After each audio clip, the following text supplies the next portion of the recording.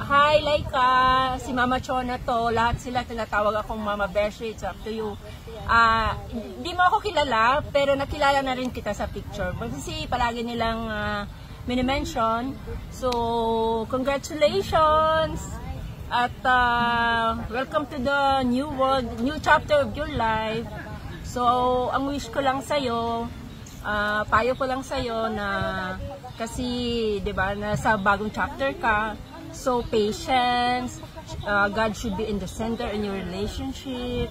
Then, mag-enjoy ka lang. Maraming challenges, alam ko, kaya mo in the presence of God. Yun lang, and congratulations. Hope to see you, and I love you na. Bye. Congratulations to both of you, and good luck. Congrats. Hey, Laika and Joseph. Congratulations sa inyong engagement.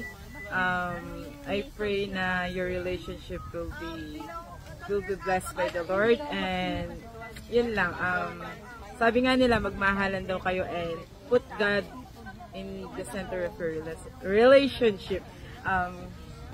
Congratulations again. Bye. Hi, Laika and Joseph. Congratulations, and sana I pray na talagang mag-work out yung marriage niyo. God bless you both.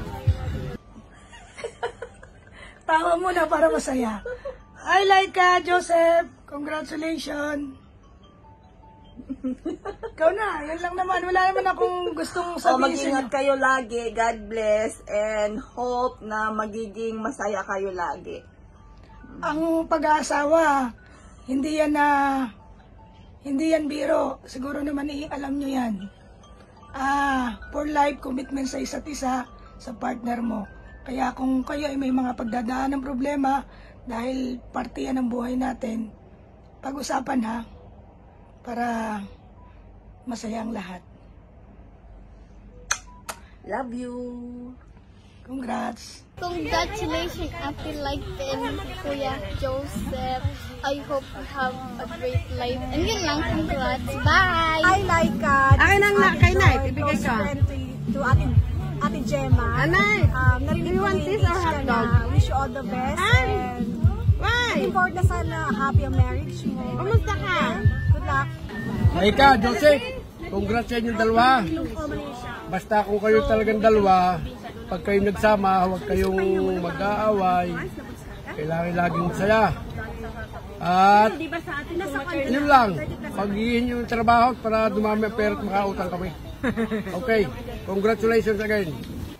Hi, Laika, and anong pangalan ng magiging Joseph. Joseph?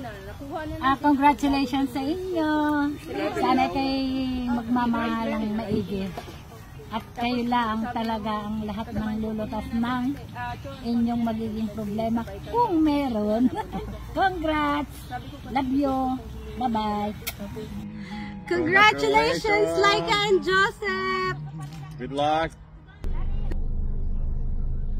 Hi! Good morning! Good afternoon sa inyo pong lahat dyan. Kumusta na kayo? Miss ko na po kayong lahat. O5 family. So, syempre, sayang lang wala ako dyan, no? So, praise God and congratulations sa kaibigan kong napakaganda at ubot ng sexy, no? So, congratulations, Laika. Syempre, ito na yung pinakahihintay mo. Alam ko naman na marami kang sinacrifice. Alam ko naman na marami kang ang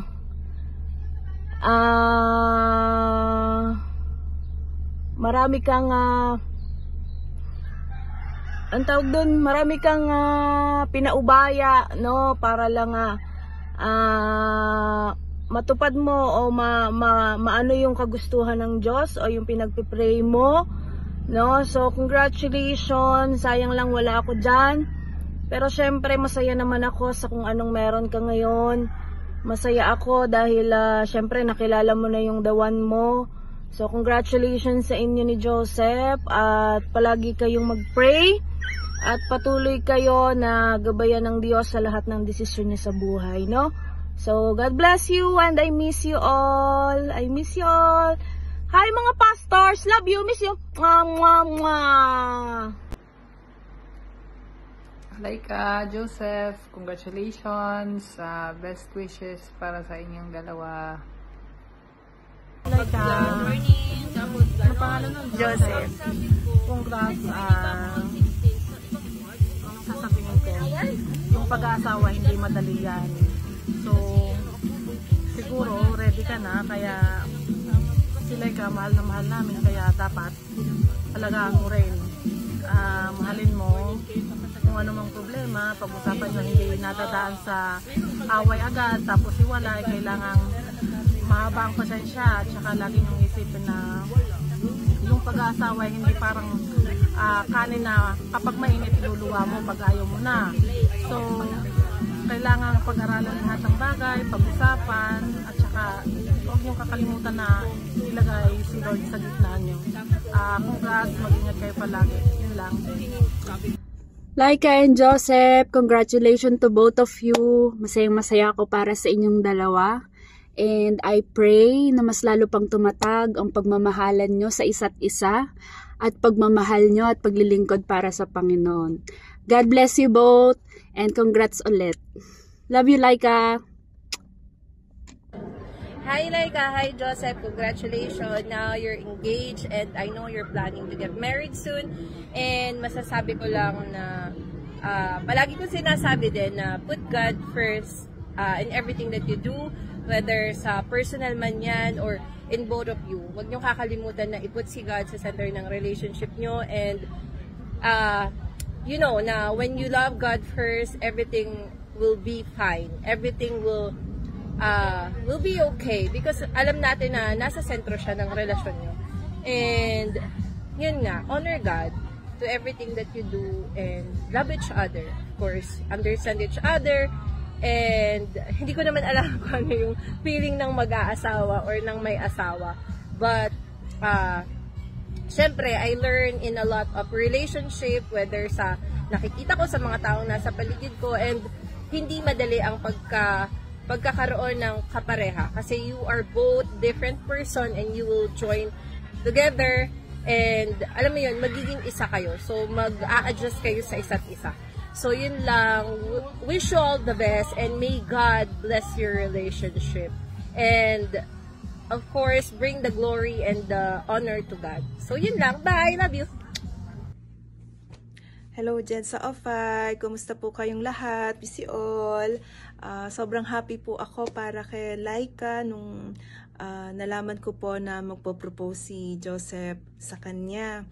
At after all po ng mga pinagdaanan niya sa buhay, yung struggle niya, ng mga naranasan before, napalitan na po ng isang malaking blessing sa buhay niya. At thank you kay Joseph dahil love mo talaga si Laika. So, I'm happy para sa inyong dalawa. At yung mga question ni Laika before, ngayon ay sinagot na ni Lord. So, I'm happy for you, Laika. At patuloy niya lang na panatilihin yung pagmamahal natin sa Panginoon, yung pagmamahal niyo sa isa't isa, yung respect and yung trust sa isa't isa ay naandoon. So, yun lang. Sayang wala ako dyan para makita yung ma-witness yung isang blessings na matagal na nating hinihintay sa buhay mo. At wala man ako mabibigay na material na bagay, but I have here a gift from God's word. At ito po ay yung James 1 verse 17. Sabi dito, every good and perfect gift is from above, coming down from the Father of heaven lights, who does not change like shifting shadows. So, lahat po na nangyayari sa buhay natin, yung masaya man po or minsan may kalungkutan din, but palagi po nating tatandaan yung pagtitiwala natin sa Panginoon na lahat po ng mga bagay na yan na pinagdaraanan natin sa buhay ay may kapalit. So hindi man ngayon magtiwala lang po tayo na ito ay ibibigay din sa atin ng Panginoon, no, sa tamang panahon, no, like yung nangyari ngayon sa buhay ni Laika. And sobrang happy ako na ngayon ay andun ka na para papunta ka na sa new chapter ng buhay mo, no. So yun lang. God bless you both at God bless you all. Thank you. Bye-bye. Go. Hi, Laika Joseph. Congratulations to both of you. Magmahalan kayo. At huwag mag-aaway. Kung may awayan, ay aayusin. At sa iyo, Joseph, huwag mo pa sasakitan si Laika, ha? Mahal na mahal namin yan. Magmahalan kayo. Okay, I love you both and God bless. Laika, Joseph, magandang tanghali sa inyo dyan. Kamusta na kayong dalawa dyan? Laika, natutuwa ako at nakilala mo ang katulad ni Joseph na mabait at maunawain sa pamilya. Joseph, sana ang anak ko wag mong pababayaan. Mahal na mahal ko yan si Laika. Alagaan mo ng husay ang anak ko. At kung ano man ang mga pagkukulang ni Laika, ikaw na ang mag-unawa. At mahalin mo habang buhay ang anak ko. Huwag mong pababayaan. Lalo na nandyan siya sa kayo sa malayo. Alagaan mo siya. Nandito lang si Mama, nakaunawa sa inyong dalawa. At naghihintay sa inyong pag-uwi. God bless sa inyong dalawa ni Laika. I love you sa inyo, nak. Mag-iingat kayo dyan. God bless.